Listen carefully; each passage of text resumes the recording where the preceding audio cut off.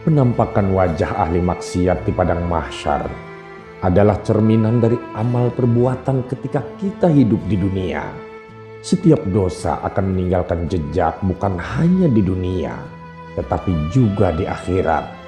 Ini adalah pengingat bagi kita semua untuk senantiasa memperbaiki diri, menjauhi segala kemaksiatan, dan memohon ampunan kepada Allah Subhanahu wa Ta'ala.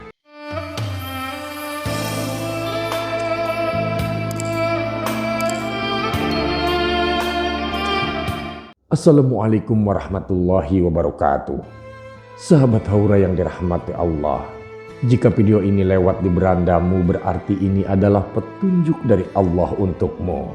Setidaknya luangkanlah waktu sejenak untuk menulis sholawat kepada Rasulullah di kolom komentar sebagai tanda bukti akan kecintaan kita kepada Nabi Muhammad SAW, dan sebagai umatnya semoga di akhirat nanti kita mendapatkan syafaat dari beliau. Amin ya robbal alamin. Pada video kali ini kita akan bersama-sama menyimak sebuah pemaparan tentang 10 bentuk penampakan wajah ahli maksiat di padang mahsyar. Sahabat, setiap insan pasti akan dihadapkan pada kehidupan yang abadi setelah kematian. Alam dunia ini hanyalah persinggahan sementara sebelum kita semua dikumpulkan di padang mahsyar, tempat di mana segala perbuatan manusia akan diadili oleh Allah Subhanahu wa Ta'ala. Di sana, wajah manusia akan mencerminkan perbuatannya ketika di dunia. Bagi mereka yang dipenuhi amal maksiat, wajah mereka akan berubah menjadi gambaran yang menakutkan, sesuai dengan dosa-dosa yang telah mereka lakukan. Inilah 10 bentuk penampakan wajah ahli maksiat di padang mahsyar, sebagaimana disebutkan dalam berbagai riwayat dan hikayat. Yang pertama, wajahnya seperti monyet. Bagi mereka, penyebar fitnah di antara manusia. Fitnah adalah senjata tajam yang mampu memecah belah hubungan di antara sesama.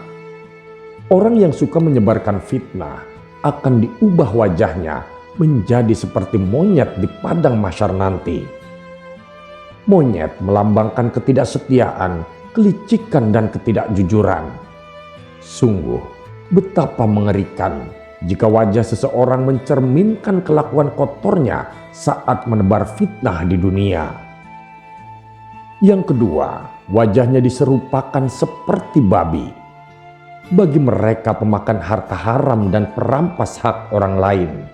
Orang-orang yang terbiasa memakan harta haram dan merampas hak orang lain akan diberi balasan yang sepadan. Wajah mereka diserupakan dengan babi, binatang yang dalam banyak agama dilambangkan sebagai makhluk yang kotor dan najis. Betapa buruknya akhir dari orang-orang yang tak pernah peduli dari mana sumber rezeki mereka datang, menghalalkan segala cara demi kepentingan pribadi. Yang ketiga, tubuhnya terbalik dan diseret wajahnya. Bagi mereka pemakan riba. Pemakan riba adalah golongan yang tak luput dari azab di akhirat. Tubuh mereka akan terbalik dengan kepala di bawah, dan mereka akan diseret dengan wajah menyeret di tanah. Betapa mengerikan gambaran ini sebagai pengingat bahwa riba adalah dosa besar yang sangat dibenci oleh Allah. Dalam kehidupan dunia mungkin mereka terlihat sukses dengan harta yang melimpah. Tetapi di akhirat nanti mereka akan dihukum dengan cara yang sangat memilukan dan memalukan. Kemudian yang keempat, buta dan tersungkur bagi mereka para penguasa yang zalim. Para penguasa yang berlaku zalim akan dibangkitkan dalam keadaan buta dan tersungkur di padang mahsyar. Mereka yang di dunia memegang kekuasaan dan otoritas, namun menyalahgunakannya untuk menindas rakyat, akan mengalami kegelapan abadi di akhirat nanti. Mata mereka yang di dunia terpejam dari kebenaran, kini menjadi buta sepenuhnya di akhirat. Yang kelima, bisu tuli dan tidak berakal bagi mereka orang-orang yang ujub. Orang yang ujub, yang merasa bangga dan sombong dengan amalannya, akan kehilangan akal, bicara, dan pendengaran di akhirat. Kesombongan mereka akan membuat mereka kehilangan kemampuan untuk membela diri di hadapan Allah. Mereka mungkin merasa lebih baik dari orang lain ketika di dunia. Tetapi di akhirat nanti, mereka hanya akan menjadi hamba yang hina, tak mampu berbuat apa-apa. Yang keenam, mengunyah-ngunyah lidahnya sendiri. Bagi mereka para ulama dan hakim yang tidak mengamalkan perkataannya. Ulama dan hakim yang perkataan dan perbuatannya tidak selaras akan menerima azab yang mengerikan.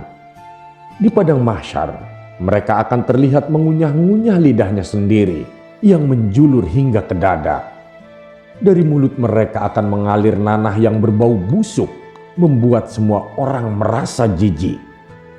Ini adalah hukuman bagi mereka yang mengajarkan kebaikan, tetapi tidak mengamalkannya. Sebuah peringatan bahwa ilmu yang tidak diamalkan akan menjadi bumerang di akhirat nanti. Yang ketujuh, disalib di atas palang-palang api bagi mereka para penyebar fitnah kepada penguasa. Orang-orang yang suka memfitnah orang lain kepada penguasa akan dihukum dengan cara yang sangat pedih. Mereka akan disalib di atas palang-palang api yang membakar sebagai balasan atas perbuatan mereka yang memecah belah dan merusak hubungan antara individu dan penguasa. Fitnah semacam ini seringkali menjadi sebab kezaliman dan ketidakadilan yang meluas. Yang kedelapan, terpotong tangan dan kakinya bagi mereka yang suka mengganggu tetangga. Betapa pentingnya menjaga hubungan baik dengan tetangga. Orang-orang yang gemar mengganggu dan meresahkan tetangganya akan dibangkitkan dengan tangan dan kaki yang terpotong di padang mahsyar. Mereka yang di dunia selalu menyakiti orang-orang di sekitarnya, baik dengan tindakan fisik maupun dengan kata-kata, akan merasakan betapa buruknya akibat dari perbuatan mereka tersebut di akhirat. Kemudian yang kesembilan, baunya lebih busuk daripada bangkai bagi mereka orang yang bergelimang dalam dosa syahwat. Orang-orang yang hidup hanya untuk memuaskan nafsu syahwat tanpa peduli pada aturan Allah akan dibangkitkan dengan tubuh yang berbau lebih busuk daripada bangkai. Mereka adalah orang-orang yang menolak untuk menunaikan hak Allah dalam harta kekayaannya dan tenggelam dalam dosa-dosa besar. Di dunia, mereka mungkin terlihat menikmati kenikmatan sementara itu, tetapi di akhirat nanti, di padang mahsyar, mereka akan terperangkap dalam azab yang sangat mengerikan. Kemudian yang terakhir, yaitu yang ke-10, memakai baju panjang dari timah yang meleleh. Bagi mereka orang-orang yang takabur dan sombong. Sifat sombong dan takabur adalah salah satu penyakit hati yang paling dibenci oleh Allah. Orang-orang yang selalu merasa lebih baik dan memuji-muji dirinya sendiri akan diberikan pakaian dari timah yang meleleh di padang mahsyar nanti. Pakaian ini melambangkan sebuah kehinaan dan rasa sakit yang luar biasa sebagai balasan atas kesombongan mereka ketika hidup di dunia. Jadi sahabat, kesimpulannya adalah penampakan wajah ahli maksiat di padang mahsyar adalah cerminan dari amal perbuatan mereka di dunia. Setiap dosa akan meninggalkan jejak, bukan hanya di hati, tetapi juga di akhirat. Ini adalah pengingat bagi kita semua untuk senantiasa memperbaiki diri, menjauhi setiap kemaksiatan, dan memohon ampunan kepada Allah Subhanahu wa Ta'ala. Karena hanya dengan menjalani hidup sesuai dengan ajarannya, kita dapat berharap wajah kita di akhirat menjadi wajah yang bercahaya, penuh rahmat dan kasih sayang darinya.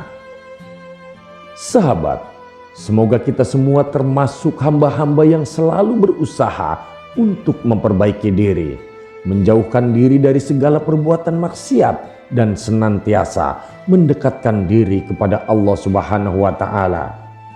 Kita memohon kepadanya agar diberikan kekuatan untuk menempuh jalan kebenaran, menjaga hati dari penyakit-penyakit yang dapat menggelapkan jiwa, dan menjadikan setiap langkah kita penuh dengan keberkahan.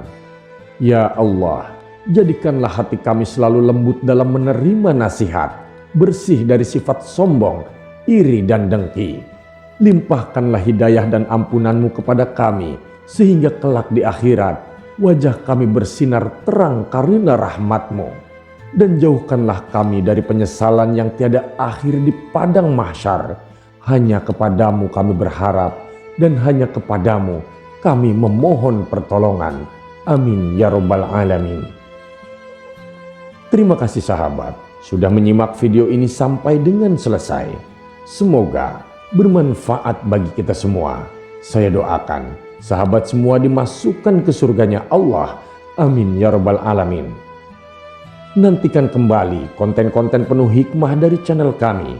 Jangan lupa untuk tetap terus dukung channel ini dengan cara subscribe dan menyalakan lonceng notifikasinya. Salam cinta dari Haura Studio, di mana sebuah nasihat tak sebatas didengar, namun diresapi oleh jiwa. Wassalamualaikum warahmatullahi wabarakatuh.